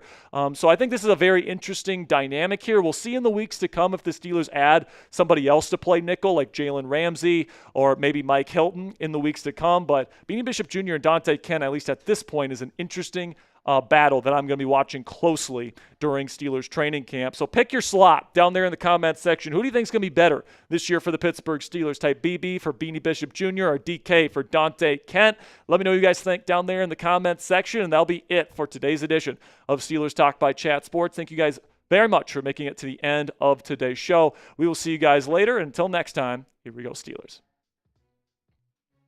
All right. Coming up next, it is our next Madden simulation. We've got over 320 people watching live, already over 131 likes. We just got a Venmo here, Mr. Jack, so I will send it your way. And then we will get into our Madden sim for the week, or for the day, I should say. All right. Boom. All right, we'll put that Venmo alert on screen here momentarily. Again, guys, we are going to be giving away a Steelers Talk hat at the end of today's show. Just $5 to get into the raffle, $10 to get 3 raffle tickets, and $20 to get 10 tickets plus your name on the Steelers Talk gong. $50 if you don't want to deal with the raffle, you just want to buy a hat straight up. $50 is the price. Sorry, guys, I don't set the prices. My bosses do. But if you want to buy a hat, $50. We'll also sign it for you if you want. Plus, I get slapped in the face with a tortilla. And who doesn't want to see that? All right, if we can get to $250 total today. Right now, we are a little bit under $200 away, so we're going to need to get going here if we want to get to $250. But, it's certainly not a requirement to get to $250. So we'll see what ends up happening here, guys. So get your donations in. We appreciate your support. $10 from CJ Ross on Venmo. Gets him 6 raffle entries. He says Jersey Tickies. All right, so CJ, I know you already have a hat, so we'll get you 6 raffle tickets for the Jersey raffle on Thursday. If you guys want to double your raffle tickets, just like my man CJ Ross just did, you guys can send in a Venmo or PayPal. The reason why Steelers are making a signing right now, it's a long snapper. The Steelers are signing veteran long snapper Tucker Addington. I'm just going to do a short on this later, Jack. It's a long snapper. I can't say I've watched the film on this cat, but can I get? I don't think I could. I got a big mouth. I don't know if I could get to 8 on that one. But just so you guys know, Steelers are signing long snapper Tucker Addington in NFL free agency per Aaron Wilson. So season saved. The season is saved, guys. All right. Can he play wide receiver? That's my question. If you guys want a free raffle entry, or CWK is wondering if he got on the gong. Yes, CWK. We're gonna put everybody's name on the gong at the end of the show, just so you know. Okay. So yes, CW, we will make sure you get on the gong. And if you guys want to follow me on Twitter, you guys can get in on the raffle today. as well. If you don't have money to spend to get in on the raffle, you guys can get in by following me on X. And we're about to get into our next Madden simulation here, guys. It's Week 10 versus the Chargers, but this is the results of the season to this point. You lose to Justin Fields on a last-second touchdown in Week 1. Then you beat the brakes off of the Seattle Seahawks. Not a great offensive performance, but the defense was elite. Then you lose last-second field goal to the Patriots Week 3. Then you beat the Minnesota Vikings in a thriller in Dublin Week 4. You beat the Cleveland Browns quite handily in Week 6. You get the brakes beat off of you by a perfect Joe Burrow in Week 7. Only had one incomplete pass. Then the offense exploded in Week 8 versus the Packers, and then they beat the Indianapolis Colts last Thursday by a final score of 19-17. So let me know who you got down there in the comment section. If you're not typing PIT, I don't know why you're in here, man. So let's get into the next Madden stream for this simulated season. Let's get it going, Producer Jack. All right. It is Week 10 prime time football in LA. The Pittsburgh Steelers going up against the Chargers. I really hope this isn't for the entire game. It's not. Okay. So if there's any problems with anything here, just put F Coop in the chat, because Coop is the one that is responsible for the simulation here. All right, man. Aaron Rodgers back in prime time versus the Los Angeles Chargers. Steelers trying to go to 6-3 on the young season. Well, I guess Week 10. I don't know if you can call it Week 10. I think everybody boo Jack in the chat. He's cheering for Jim Harbaugh. He is cheering for the Los Angeles Chargers because he's a big Michigan fan. Okay. Fair. Okay. We're about to kick things off in LA. Hopefully Raji and the Steelers can pick up their third straight dub and get to 6-3. And, I think you feel pretty darn good about this season if you can get to 6-3. The kick is off, and we are underway in LA. And it's a good return here for LA, taking it all the way to 37. And here comes Justin Herbert. Sounds good. Jack has to go wee-wee. So we'll just keep it on this camera here for a little bit. But Justin Herbert, I kind of think he's one of the more underrated quarterbacks in the league, man. I feel like he gets a little disrespected, but bona fide, in my opinion, top 8 quarterback in the league. Under center, they're going to hand it off. And he shut down Patrick Queen getting into the backfield, and it's no gain. No gain, baby. So good start for the Steelers defense, not allowing anything here. Chargers will go into the shotgun. And Herbert will take the snap. He is looking middle. It is caught. Immediately brought down to the ground. It's a gain of 5. It'll be third down and manageable for the Bolts. Everybody spam those threes or spam stop in the chat. Got to get off the field here. Let's go. Come on. I see Ali in the chat. Robert Locke, Kirk Crater. All the real ones are here. Shotgun. Herbert looking. No pressure. Now he's looking to scramble. He's going to throw sideline. Somehow caught. First down, Chargers. That had disaster written all over it, and it is Mike Williams. Last year's disaster of a trade for the Steelers. I mean, hey, without Mike Williams, we probably don't win against Washington, but yeah, he wasn't fantastic, was he, folks? Under center here, it's going to be a reverse on the orbit motion to Ladd McConkey. It's a loss of 4. That was a Matt Canada special there, folks. Now, an injury timeout for the Chargers. One of their offensive linemen seems to be hurt. Slams his helmet down to the ground. Second down and 14. Shotgun Herbert, 3 receiver set. He takes the snap, plenty of time, throws middle, laser. It's caught by McConkey. First down, Chargers all the way down to the 27. What a shot from Justin Herbert. I mean, clean pocket. That was a Herbert laser. to Ladd McConkey, who, by the way, I think he's one of the more underrated receivers in the league now. I think he's a legit number one. He is so fucking good at getting open, man. Under center now. Very heavy wing formation. They're going to hand it off again. This is Omarion Hampton. He's not going to get nothing. Gain of 1. I wonder if we're going to see any Naji Harris in this game, Jack. Or if Najee's just going to be, put on the bench. Because he stinks. Because that's what they do with these games, man. They just have like a starting running back and they just put him out there for every play. 3 receiver set here on 2nd down and 9. Herbert once again a clean pocket, running out of time now. Throws end zone, and it's a dime. Touchdown Chargers. What a throw. I mean, goodness gracious, man. Trey Harris, the rookie out of Ole Miss. Keep your eye on Trey Harris, by the way. Probably the most efficient receiver in all of college football last season. Really good deep threat. Beats Brandon Eccles. Gets both feet down. Touchdown Chargers.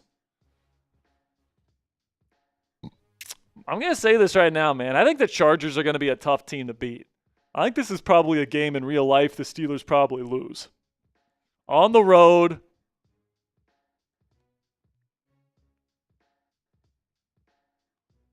Physical football team. Kick is up and it is good. 7-0 Chargers. Couple of absolute lasers from Justin Herbert. The run game wasn't doing anything. Steelers' run defense was fine. But I'll say this right now, Jack. If you got a good quarterback in Madden playing it like the computer in these simulated games, like they don't miss. Like Joe Burrow had 1 incomplete pass the entire game. Steelers take the kick out of the 4-yard line. Good return here from Cordero Patterson, taking it all the way to the 38. That might have been his best. That would have probably topped his best return in any return he had last year. I don't know if I can remember one like really good return from Cordero Patterson. So here comes Raji, 2-1 as the Steelers starting quarterback. Remember, we were starting Mason Rudolph and Will Howard until Rodgers signed a couple weeks ago.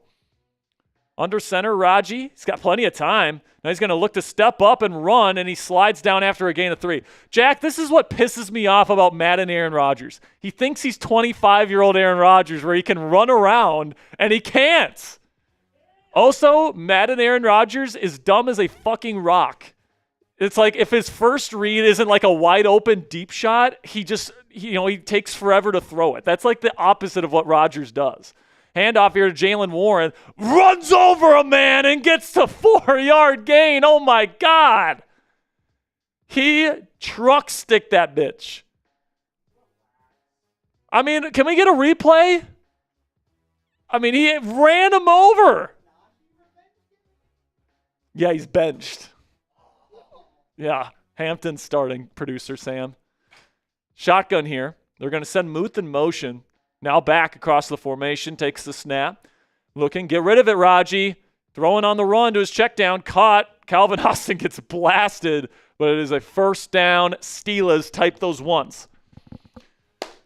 Type those once. I mean, that's a pretty easy way to get yourself hurt for a check down there, Raji. Taking a shot. Running right into a defender running right at you. Also, this game has Herbert as like a true brunette. That is not the case. Play action from shotgun. Look at all the time Rodgers has. Now, look at this. He's going to try to run, and he takes a 4-yard loss. I mean, what the actual fuck is Madden thinking with this? I mean, goodness gracious, guys. Sorry if you have kids at home, by the way. It just frustrates me because this is the last thing Rodgers would do. Yeah, exactly. Here we go. Got to dig yourself out of a hole again. 2nd down and 14. Rodgers shotgun throws quickly. Open man caught. It's going to get a little bit more. It's going to be 3rd down and long, but they cut the distance in half. 3rd down and 7. Now, I will say this, though, Jack. In pass obvious situations, this is when Rodgers has been at his best. Because this is just when he, bombs it down the field to DK. And I don't know if there's been one incompletion where he's bombed it down the field. So watch for DK here. Takes the snap. Rodgers will throw. It's a screen, and they got blockers. This will be a first down. Jalen Warren picks it up. Steelers move the chains. Let's go. Type those ones. Type those ones. Come on. Gotta answer. Gotta answer. You don't want to get behind a team with a good quarterback like Justin Herbert in this game. Want to keep the pressure on them. They go I formation. Mount Washington in at fullback. I want to see them do that, by the way, guys. It's the end of the first quarter. 7-0 Chargers, but the black and gold are driving. Let me know, who do you think's going to win? There's the truck from Jalen Warren where he completely ran over a man.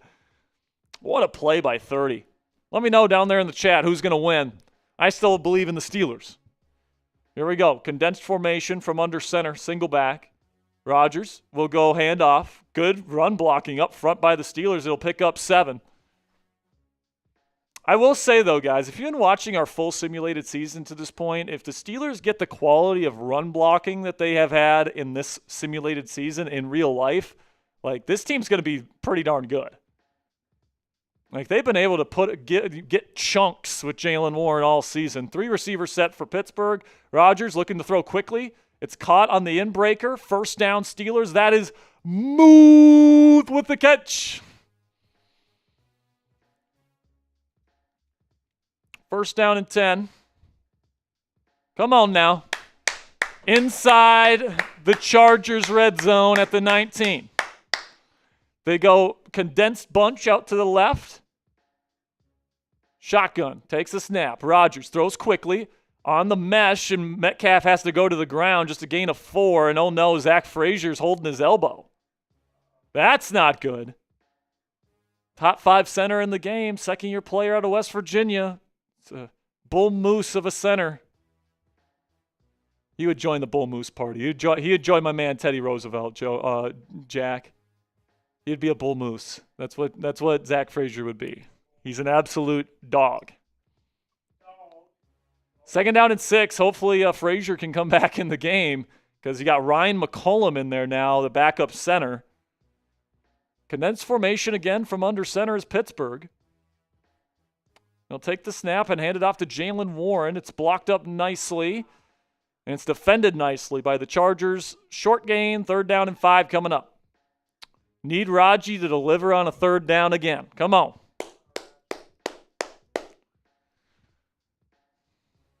Just for the love of Christ, Rodgers, don't run. Just throw it. Takes the snap. He's looking. He's got time. He throws middle. Caught. And he's in. Touchdown, Bobby Trees. Here we go, Steelers. Here we go. Here we go, Steelers. Here we go. Here we go, Steelers. Here we go. Everybody spam either a tree emoji or a TD in the chat. Let's go. Steelers are Chris Boswell, PAT, away from tying this football game. A long, methodical drive led by Aaron Rodgers ends in a touchdown and an extra point. 7-7.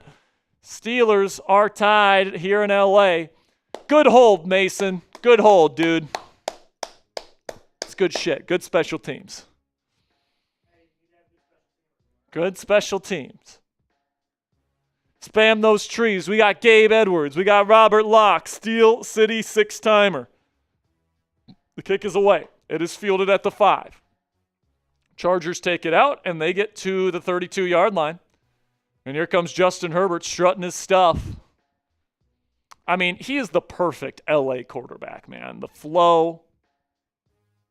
Looks like a surfer dude. Under center, Herbert will hand it off. And there's Cam Hayward to blow it up. It's a TFL for Captain Cam Hayward. 2nd down and 11 coming up. Omarion Hampton can't go anywhere, and Naji Harris would have got -3 on that play. Omarion gets you the 2 yards, the 2 extra yards, not lost. Trips formation to the left. Shotgun. Herbert takes the snap. He's looking. Plenty of time. Throws middle. Caught. First down. Chargers. Another Herbert laser to Ladd McConkey for the first. I mean, Justin Herbert is insane, guys.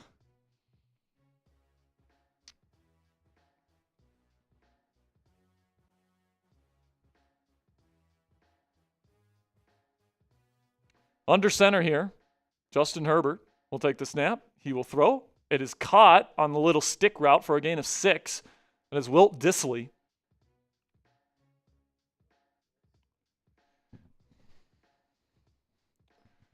Come on, baby. We need a stop. I need the real ones to type those stops in the chat. We need to stop here. Give Raji a chance to take the lead. Steelers will get the ball to start the second half, by the way. Under center. Quick throw. Knocked away. Good play. But it looks like Deshaun Elliott covering Ladd McConkey. And it'll be 3rd down and 4. We need to stop here, folks. I see Ali the Reaper typing his stop. Steel 6-timer. He's putting his stop in there. Tristan White typing stop. Come on. Shotgun for Herbert. Takes the snap. He's looking. He's going to throw to the flat. Caught. And he's going to be short. Cole Holcomb, the golden mullet, brings him down. It'll be 4th down and 4. They got a punt, and that's the 2-minute warning.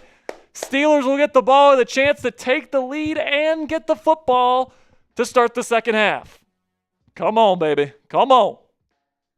I need a Raji bomb to DK Metcalf, Jack. You haven't seen one of them yet because you haven't been doing these with us, but they are majestic. Just as I expect them to be on game days this year. Kick is away from the Chargers. They don't want to kick to our punt returner here, so they're going to put it at the 13. It's a long way to go, but hey, I'd be okay with just a field goal here. You get a field goal, and then you get a touchdown coming out of the half, you're up 2 scores. Shotgun Rodgers, 2-back formation. He's got plenty of time now. He throws middle wide open, caught. This is Bobby Trees again. Spam those trees. Come on. I got to say, man, Robert Woods has been pretty darn good in this Madden simulated season. Like, he's been getting open. I think he might lead the team in touchdowns. It's been pretty good. If we get this kind of production out of Bobby Trees this year, I will be stoked. Even though it probably won't happen. Hashtag go get Amari. Shotgun here, condensed formation for Pittsburgh. Clock continues to tick. Still have all 3 timeouts. Takes the snap. Rodgers will throw relatively quickly. It is caught by Bobby Trees again for another reception for Trees. Gain of 6. Spam those trees. I need a bomb to DK. I need a bomb to DK here, Jack. I need a bomb to DK. He's in the slot. 3 receiver set. They spread it out. Takes the snap. Rodgers looking. He'll throw middle. It is caught by Muth. He makes a man miss, and he's going to get down to the 49. Timeout, Steelers. Still got 2 left. Plenty of time to get in the field goal range, and Raji driving them down the field here. Come on.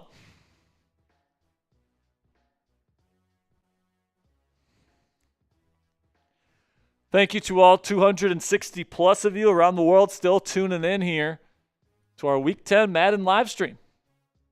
Once again, same formation as the last one. Rodgers takes a snap, throws middle again, slant. DK Metcalf gets them in the Chris Boswell field goal range. 1st down, Steelers. Let's go. How is this drive going to end? Timeout, Steelers again. 35 seconds to go. Type those ones. Type those ones down in the chat. Come on. I just want points. Just don't turn it over. Don't take a sack. I'm worried he's going to take a sack because he always holds the ball for too long. Rodgers will take the snap. He's going to throw. Beautiful caught. Touchdown, DK Metcalf. There it is. He had that little wrist flick. Touchdown, Steelers. That's DK. Have it your way. We rule. Let's go. Yeah, I gotta give him permission. Here we go, Steelers. Here we go. Here we go, Steelers. Here we go. Here we we go, Steelers. Here we go. Let's go. Steelers going to take a lead here before the half. Boswell puts it up. Extra point is good. 14-7.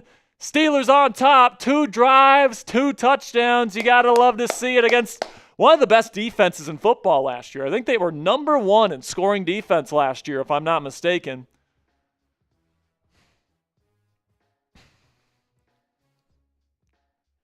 So Rodgers seems to be, fully ingrained in the offense here.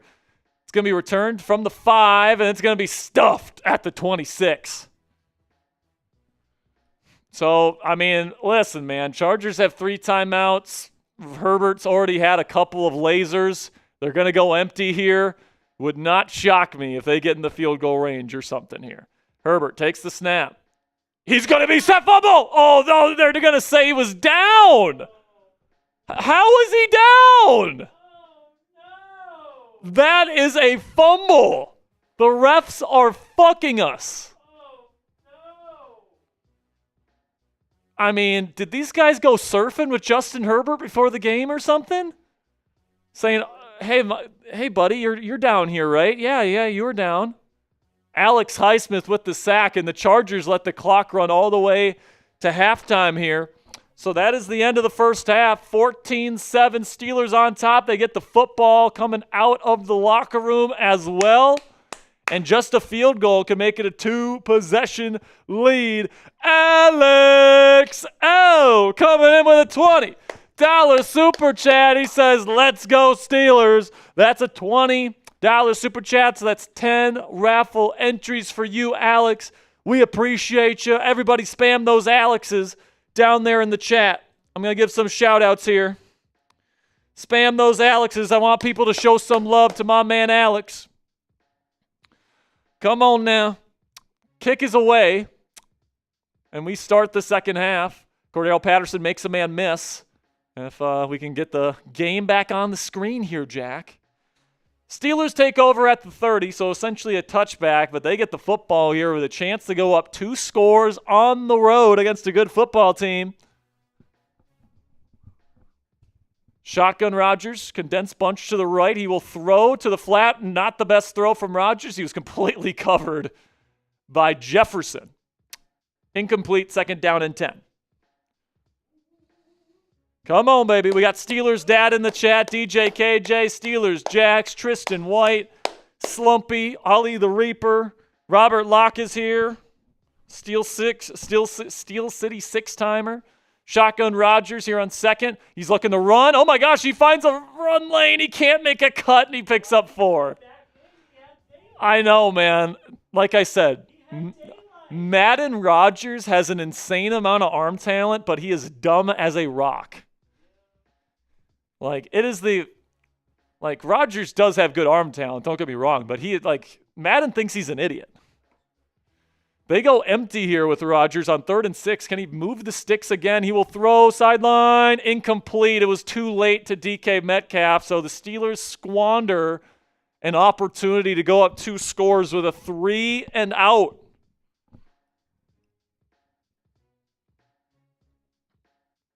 We're going to send Cameron Johnston onto the field, the Aussie punter. And he will kick it. And it will be fielded at the 20 and taken out. And he's going to get to the 25-yard line. And that's where Justin Herbert and the Chargers will take the field, trying to tie this football game up.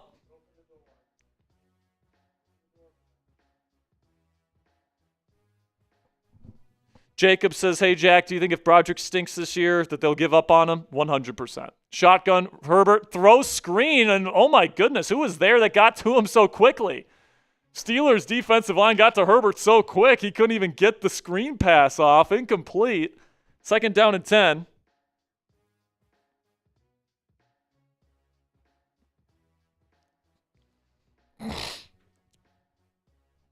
Empty formation for Herbert. He looks, he throws, wide open, caught. Another Herbert laser, 1st down to McConkey. McConkey has 60 yards on 3 catches. If you want to stop, spam those stops in the chat. Come on. I need you guys to get going. We cannot let these guys back in it. We cannot let these guys tie it up again. DK's unhappy with the defense there. Shotgun, 3 receiver set, 1 tight end, 1 back. Herbert takes a snap. Steelers send blitz. It doesn't get home. He throws middle. Incomplete. It was not good. It was not a good throw from Herbert, but good coverage from Deshaun Elliott. He's had a pretty good game so far. A PBU and then another well-defended pass right there. 2nd down and 10 for the Chargers.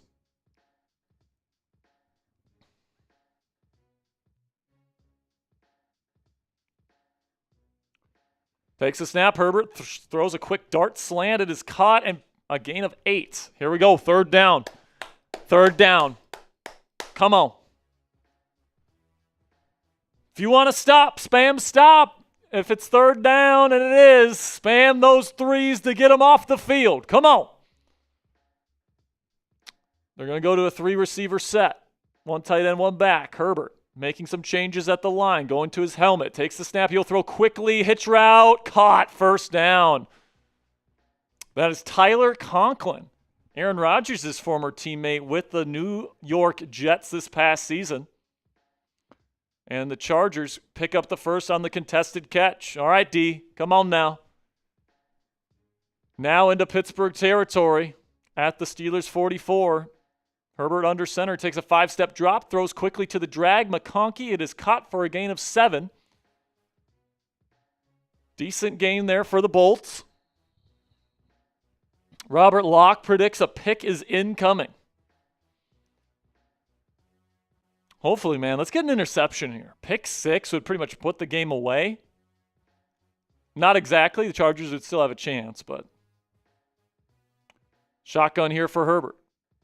Stack formation out to the left. He'll throw quickly. Incomplete. Good coverage here by Cole Holcomb, who's also having a good game. Surprise, surprise. Quentin Johnston can't catch the football. Surprise, surprise.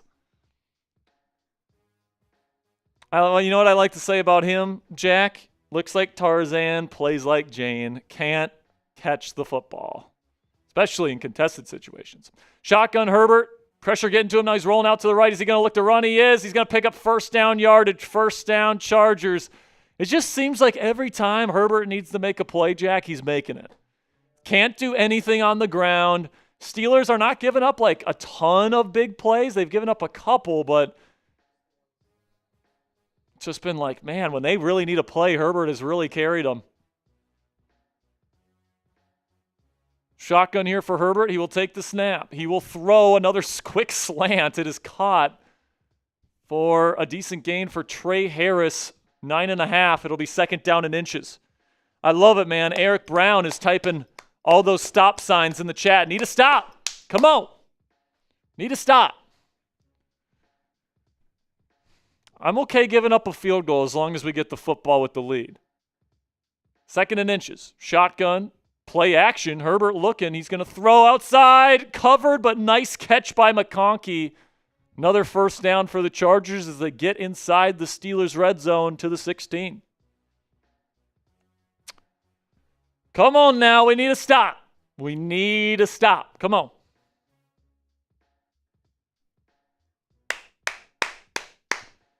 Under center, Herbert. Wing formation, play action. Now he's going to look to run on the other side. Now he just throws it out of bounds. He saw that he was going to get caught, Jack. He tried running it out to the right to see if he could score a touchdown, but Steelers defense was getting to him, so he just throws it away. Smart play.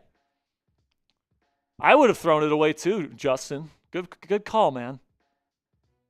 Under center again, same wing formation with 1 receiver outright. They will hand it off to Hampton this time, and once again, he gets nothing. Literally nothing. It'll be 3rd down and 10 coming up. Look like Peyton Wilson on the tackle. It's 3rd down. This is our chance. 3rd down and very long. Get him off the field with just a field goal, or even better, turn it over right here. Come on. They're going to spread them out. 4 receivers. Running back in the backfield. He'll take the snap. Herbert's got time, but he's running out. He throws middle, caught, 1st down again. Again, just barely getting the yardage that they need. It's not like they're putting up like a 40 burger on you on 3rd and 10. It's like 11 yards. If it's a 3rd and 4, they get 5 yards. If it's a 3rd and 6, they're getting 7 or 8. And now, first down, that was your chance to get them off the field there, man. It's the end of the 3rd quarter. We head into the 4th with the Chargers knocking on the door, which is 14-7. Steelers up.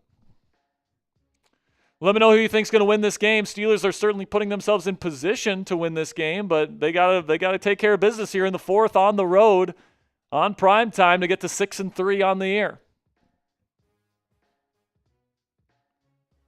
They will go heavy formation here. This tells me run. First down and goal. They'll send a tight end in motion. That looks like Conklin. Nope, they're passing it. Herbert throws end zone wide open. Nobody was even close to him. The Steelers must have just bailed out for the run because he took the snap, threw it immediately. Nobody even followed Ladd McConkey in the back of the end zone. Like, what is Deshaun Elliott doing? So, touchdown Chargers. I don't know what that call was from Terrell Austin, but it's probably not a good idea to put Deshaun Elliott on Ladd McConkey. Just going to throw that out there for you, Terrell. Take it or leave it.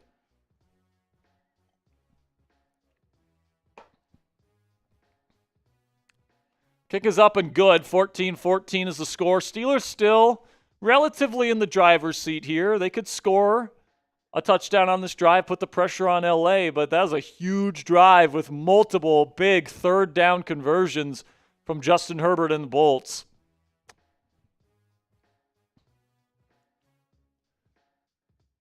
We knew coming into this game, though, man, this was going to be one of the tougher ones. Good defense, good quarterback, good head coach.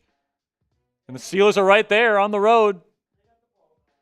Cordell Patterson takes it to the 28. Not a terrible return, and that's where Raji and the Steelers take over.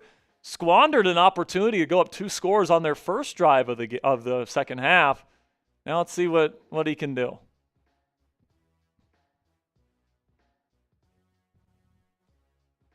Shotgun Rodgers looking, throwing. It looks like DK Metcalf with another 9-yard gain.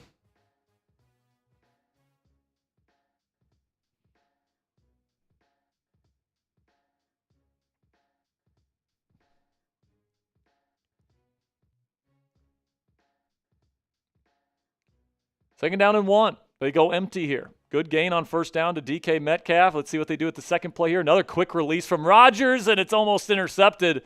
It's broken up by the Chargers. 3rd down and 1. This better not be another 3-and-out here. This better not be another 3-and-out. Got to move the chains here, man. I say run it. I don't know if there's been – I think I can count the times on my finger that they've gotten 1 yard or less than 1 yard on a run this year. But no, they go empty. They're going to put it in the hands of Rodgers. Throws quickly. He rewards them. DK Metcalf breaks a tackle, gets them down to the midfield marker. First down, Steelers. Let's go.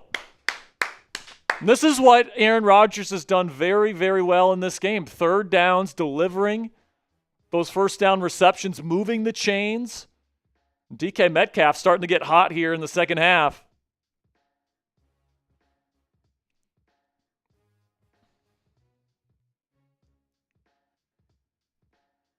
First down and 10 for the black and gold. Just on the other side of the 50 in Charger territory. They go heavy wing formation. This is going to be a run to Jalen Warren, and he's going to get nothing. Isaac Seumalo couldn't block his guy. Gets 1 yard. Denzel Perriman on the tackle. Looks like Zach Frazier's back out there. That's good news. Like I said, Jack, Bull Moose can get shot in the chest and still finish a football game. Just like the Bull Moose himself. Shotgun here. Trips formation to the right. Takes the snap. He's going to throw the same play as they did in the first play of the drive. Gets another 10 yards. Easy first down for Pittsburgh. Keep calling that if it's working. I think DK was in the backfield there. I think he was running like a wheel route. That was the first read for Rodgers. He was open, and DK picks up another first. Down to the 40-yard line. Approaching Chris Boswell field goal range. They send blitz. Rodgers has to get rid of it. He does. There's Jalen Warren. Good job by Rodgers to get rid of it. Gain of 4. Clock's definitely ticking here. Both teams have all their timeouts. Don't want to give Herbert too much time. Under center here. I've liked this formation that they've used today. They've been successful out of this formation. He throws quickly, caught. Pat Freiermuth picks up another Steelers first down to the 23. Move! Let's go.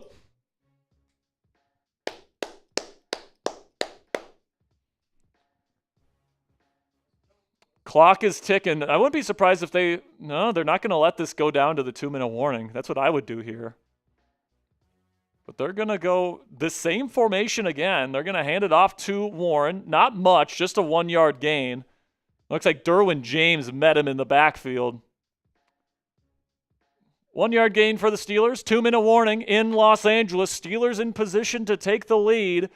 Just 2 minutes to go. Who's going to win this game, PIT or LAC? If you're not typing those PITs, I don't know what you're talking about, baby.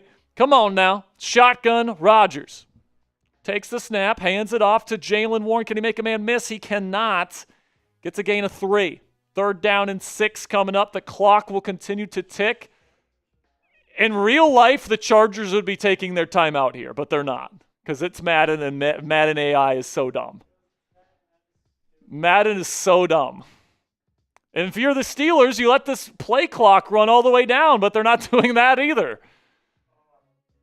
They hand it off on 3rd and 6, and it's a loss of 2. Are you joking me? Chargers call timeout. I mean, it's 3rd down and 6. You're not picking up a first down there on a run. You're not going for the jugular. You're not going for the TD. Do you not trust Aaron Rodgers, your 4-time NFL MVP, to get you a touchdown there? I mean, come on now. So here we go to take the lead. Boswell puts it up. Flag on the play. Let's see what the penalty is. Roughing the kicker. First down, Steelers. Roughing the kicker on the second-year corner. Cam Hart gives the Steelers a first down. Now they're at the 11. Chargers do have 2 timeouts. They're going to have to use those timeouts now. What a dumb decision by Cam Hart. Handoff is to Jalen Warren. Doesn't get much again, just a 2-yard gain. Timeout Chargers. If I'm the Steelers, I am running it 3 times here, though. I don't care. I'm perfectly fine taking a field goal here because you get to wind down the clock to under a minute. Chargers have no timeouts. They have to go down the field and kick a field goal. Obviously, if I can get a touchdown here, I will, but I am making sure I am winding this clock down as much as I can. This once again looks like a run formation for Pittsburgh. That's good news. They're going to hand it off. Jalen again. He'll pick up 2 yards. 3rd down and 6. Timeout Chargers. They're out of timeouts. So what do you do here, Jack? Run or pass? Do you pass it to try and get a first down or touchdown? That's what I kind of feel like too. Yeah, they would have no time. I'm running this football because you still might score a touchdown here. Give it to Jalen Warren. That's what they do. He's looking for room. Nothing there. That's okay. Doesn't get any yardage, but the clock will tick. Unless Madden AI kicks this super early. But the Steelers will bring Boswell back out to take the lead. And this clock does wind down. And it's still going all the way down. This is going to get to under 40 seconds. The kick is a chip shot. It's up, and it's good! Everybody type FG in the chat. Steelers are up 17-14. And they are 37 good seconds of defense away from 6-3.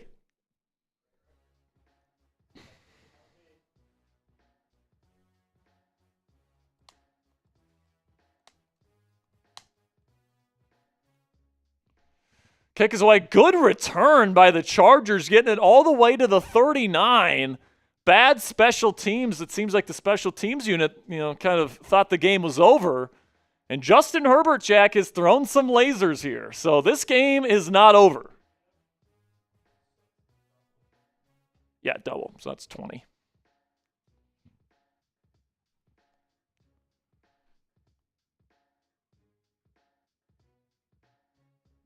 So here we go. Shotgun. Herbert looking. Pressure getting to him. He throws on the run. Incomplete. Thrown low. And there's Dicker the kicker. Cameron Dicker.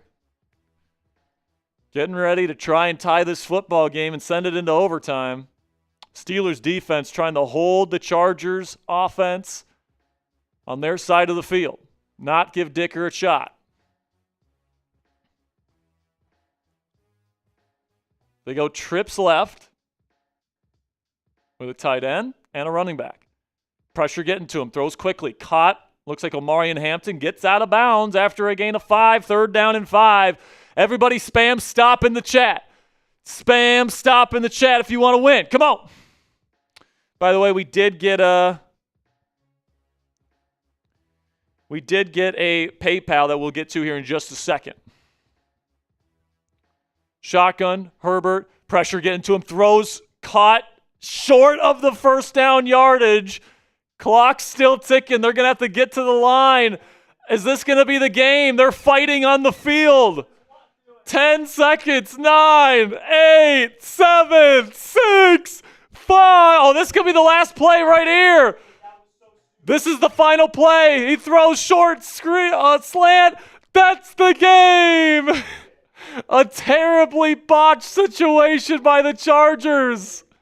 And the Steelers improved to 6-3. Everybody spam W in the chat. Oh my goodness.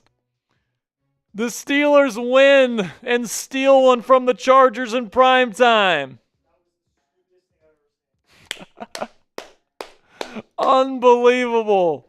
The Chargers, the idiotic Charger. That's on Jim Harbaugh there, Jack. Jim Harbaugh, stupid, using up his timeouts. Well, honestly, it wasn't really his fault. It was Cam Hart running into the kicker and roughing him. And then it was people fighting on the field after the play was over and not getting to the line and spiking it. I mean, we'll take it. We'll take the dub. But you know what else we'll take? A $20 PayPal here from Trent Latham. Let's go. That's 20 raffle tickets for Trent. So everybody spam those Trents in the chat. Let's go, man. Trent, we appreciate you. Everybody spam those Trents. We've got Cougar. We got Tristan. We got Kurt Crater in the chat. We've got Christopher Domingo, John Stevenson, Alex L., Eric Brown, Robert Locke, Christopher Dunlap, Steelers Dad, Joe Lefebvre, Alex L., Tristan White, Hot Rod 24, DJ KJ, Tristan White. It's another Steelers victory. 3 straight Steelers dubs, ladies and gentlemen, with Aaron Rodgers under center. And now it's time to give away a Steelers Talk hat, baby. Did we get everybody? CWKs are in there. Trents are in there. CJ Ross, is he in there? All right, so I just want to make sure we got everybody in there. All right, let's get into it. Let's see who comes away with the hat.